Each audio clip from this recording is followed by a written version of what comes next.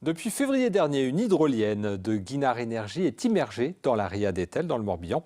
Une première phase de test de 2 mois qui vient de s'achever. Ce lundi, en milieu d'après-midi, l'engin a été sorti de l'eau à l'approche de la saison estivale.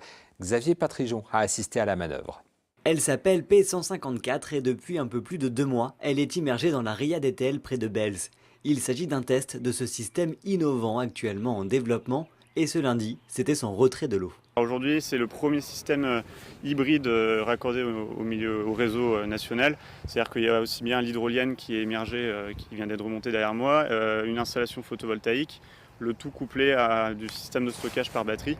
Et ensuite, on injecte la production sur le réseau. L'atout de la ria d'Etel, c'est courant marin permanent. Et ce courant, l'hydrolienne peut le suivre au gré des marées grâce à son système de rotation. Alors depuis longtemps, l'entreprise des chantiers navals CBS réfléchit au développement de l'hydrolien dans le secteur. Les inquiétudes au fond de l'eau, c'était les inquiétudes sonores, les inquiétudes pour la pêche.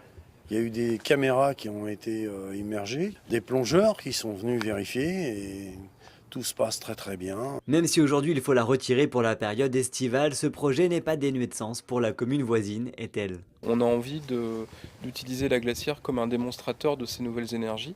Et effectivement, on propose à la mairie d'Etel de les accompagner sur cette production d'énergie nouvelle. On va utiliser une hydrolienne sur catamaran qui permettra à tout le monde de visualiser, de toucher ces nouvelles énergies et de s'y approprier.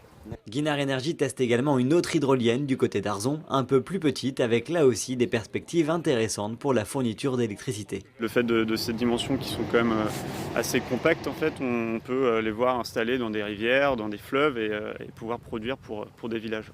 Retour programmé de l'hydrolienne d'ici septembre dans la ria, pour une durée minimum de 6 mois.